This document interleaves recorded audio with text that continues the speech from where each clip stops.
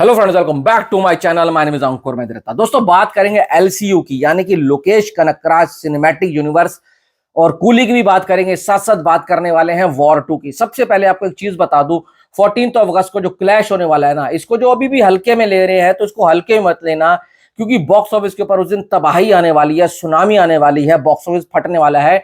Day 1 के ऊपर जो नंबर आएगा दोनों फिल्मों का मिला करना, बहुत बड़ा नंबर आने वाला है। अब आपको एक चीज बता दूं, इस बात पे लाइक जरूर मांगूंगा, एक लाइक चाहिए। मैंने बोला था ये मेरी थ्योरी है, अगर ये गलत होगी तो गाली सुनने के लिए भी तैयार हूं, अगर भाई साहब सही होगी तो इसका मुझे वाहवाही भी चाहिए, और इसके लिए मुझे आपका एक लाइक और एक कमेंट चाहिए। मैंने बोला था कि सैयारा के बाद 5 से 6 दिन के बाद वॉर 2 का ट्रेलर आएगा, और पहले ट्रेलर आएगा फिर उसके बाद गाने आएंगे। यही चीज मैंने बोली थी।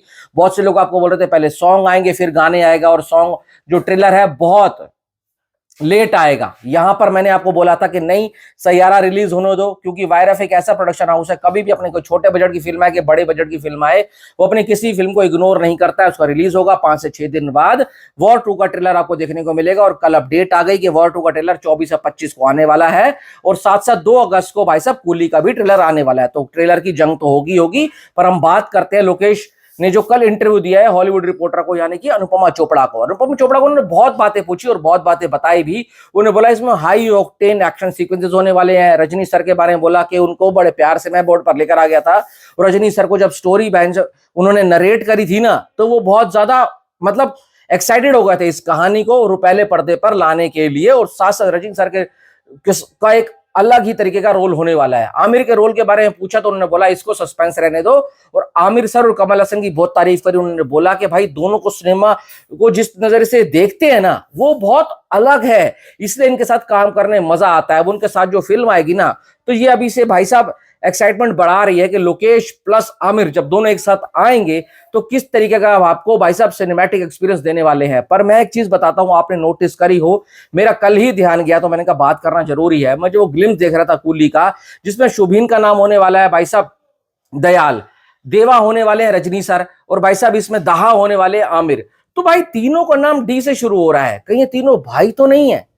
हो सकता है तीनों कजन ब्रदर हो, रियल ब्रदर हो, पर मुझे लग रहा है तीनों का कोई ना कोई ब्लड रिलेशन होने वाला है, तभी तीनों का नाम डी से शुरू हो रहा है। और उनके पीछे का एक बैकग्राउंड सेटअप किया जो जाएगा ना, वो बहुत सॉलिड होगा, बहुत इंटरेस्टिंग होगा। जो लोग सोच रहे थे कि आमिर खान भाई नेगेटिव रोल में हो सकते हैं, मुझे नहीं लगता नेगेटिव में होंगे, क्योंकि अगर वो नेगेटिव में होंगे तो आमिर सर प्लस भाई साहब रजनी सर एक दूसरे के खिलाफ नजर आएंगे।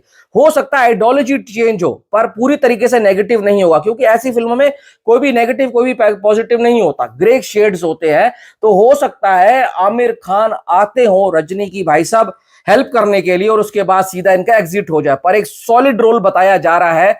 दूसरी तरफ वॉर 2 की पूरी पूरी भाई साहब साख है, इस पे डिपेंड करती है, wire of spy universe depend करती है। अगर वॉर 2 चल पड़ी तो स्पाई यूनिवर्स जिंदा रहेगा, नहीं चल पड़ी तो भाई साहब स्पाई यूनिवर्स का दी एंड हो जाएगा। देखो यहां से अभी कुछ आ नहीं रहा, ट्रेलर की अनाउंसमेंट हुई है, पर यहां पर मेरे को लगता है कि किसी तरीके से फिल्म के जो मेंबर हैं उनको इंटरव्यू तो आकर एटलीस्ट करना चाहिए, ताकि फिल्म के बारे में बताना चाहिए किस तरीके की फिल्म होने वाली है, चाहे पठान से कितनी अलग होगी, टाइगर से कितनी अलग होगी, अल्फा का इसका क्या कनेक्शन हो सकता है। अगर ये थोड़े बहुत हिंट देते हैं, जैसे वहां आमिर सर के रोल के बारे में हिंट लग रहा है, नागार्जुना के रोल के बारे में हिंट लग रहा है, रजनी सर क्या कर रहे हैं, लोकेश कनकराज ने कब और कैसे स्क्रिप्ट लिखी, ये सब चीजें फिल्म की एक्साइटमेंट बढ़ा रही हैं। पर वॉर 2 को सिर्फ इतना ही जोड़ा जा रहा है कि स्पाई यूनिवर्स का पार्ट हो सकती है, पर स्पाई यूनिवर्स की पिछली फिल्मों से कितनी अलग होगी, कितने ग्रैंड स्केल पर बनाई गई है, उसके बारे में बात होना बहुत जरूरी है, तभी पब्लिक की एक्साइटमेंट बढ़ेगी। ऋतिक रोशन है, जूनियर एनटीआर हैं, ये दोनों पहले दिन की ओपनिंग लाने के लिए काफी है, पर सिर्फ ओपनिंग से काम नहीं चलता।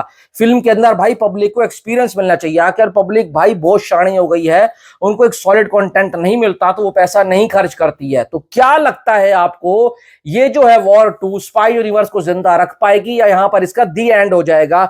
मुझे लगता है आयन मुखर्जी ने तैयारी तो बहुत करी है, और आदि चोपड़ा का भी ड्रीम प्रोजेक्ट है कि वॉर 2 को किस तरीके से बहुत बड़े लेवल के ऊपर बनाया जाए और इंडियन सिनेमा को आगे लेकर जाया जाए। देखते हैं क्या होगा, पर उम्मीद है कि 14 अगस्त को बॉक्स ऑफिस फटेगा, और सिर्फ 14 अगस्त ही नहीं, कम से कम 1-2 हफ्ते तक बॉक्स ऑफिस के ऊपर हरियाली रहेगी और एक सॉलिड नंबर लेकर आएंगे। मैं तो चाहता हूं दोनों फिल्में चले, और हम दोनों ही फिल्में जाएंगे, दोनों को ही सपोर्ट कर रहे हैं, पर ज्यादा अच्छी कौन सी होगी वो बताना, और मेरी अपडेट जो सही हुई थी उसके ऊपर एक लाइक आपका मांगूंगा। Thanks for watching.